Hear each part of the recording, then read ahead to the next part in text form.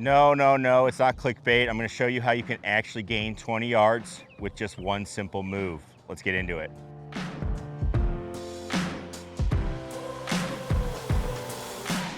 What's going on, everybody? Scott Hogan coming at you. We're out here at Stony Creek. So we're gonna talk about gaining some distance. So this is something obviously I get a lot when I'm working with players and we're working on the launch monitor and stuff, and they say, oh, I'm not hitting the ball very far.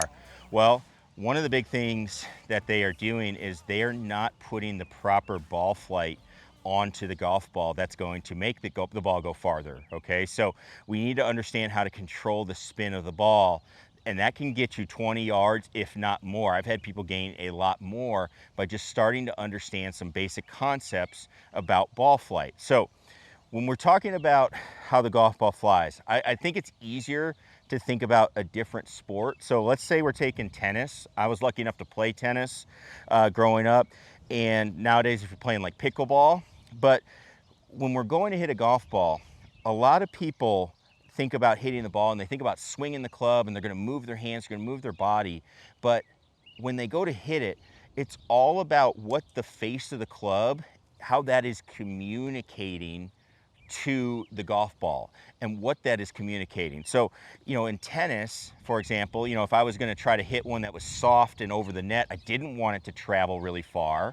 What I would do is I'd go to wind it up, and then I would come in and I'd keep that face open on the racket, and I would slice under the ball. Put the backspin on it, the ball doesn't come off very fast, and it goes right over the net, and then it would bounce backwards. That was the shot that we would try to do. It's called a drop shot. But if I wanted to put power, I'd wind it up almost the same way, but then I would go in, and I'm not gonna cut under it.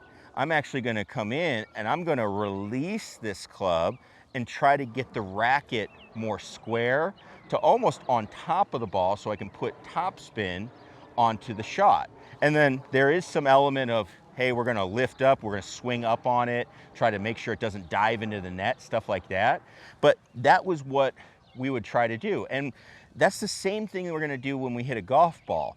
People that are losing a ton of distance, today we're hitting into a pretty good wind. This would be an absolute killer if I came in and I'm gonna try to hold onto this club and not maneuver the face as we go, and try and see if we can make the ball spin in a positive way for us. So what I have people do is take the club, and we're gonna grip their driver right in the middle, and we just set up kind of like this, and they usually go through, and this handle never gets close to hitting them, okay? They're just moving through, and they keep that face open.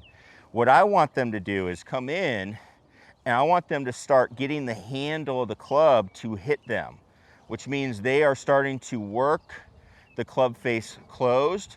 This trail hand's gonna work on top, and they're gonna get that face shut, where it's gonna have a lot more of a draw bias spin, a lot less backspin, and you're gonna have a much flatter ball flight as you go. So here's what people normally do. Again, they're not gonna let the handle hit, so I'm gonna hit one for you.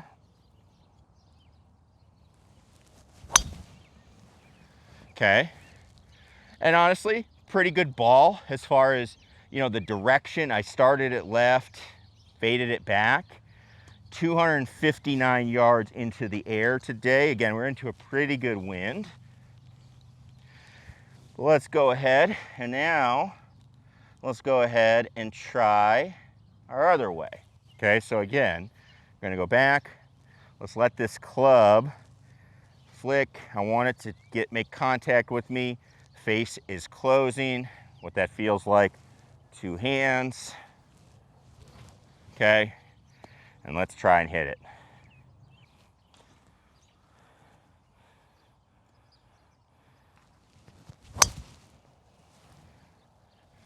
Got a lot more flick on that one. 283, and you can see here's where the big difference is. Again, we're into the wind, but 304 on that total, and that all comes from putting a different flight on the golf ball, getting more yards through, hey, this ball is now going to roll once we're done. So having an understanding of how that flick works and how the golf club, the information we are taking into the golf ball is a massive, massive deal, and something that you want to pay attention to. So Try this drill, get the hand on the middle of the club, and start working on what you're gonna be doing to make sure you're communicating to the golf ball correctly. If you have any questions about it, please leave a comment down below. And as always, click that subscribe button if you're not a subscriber already. We'll see you in the next one. Peace.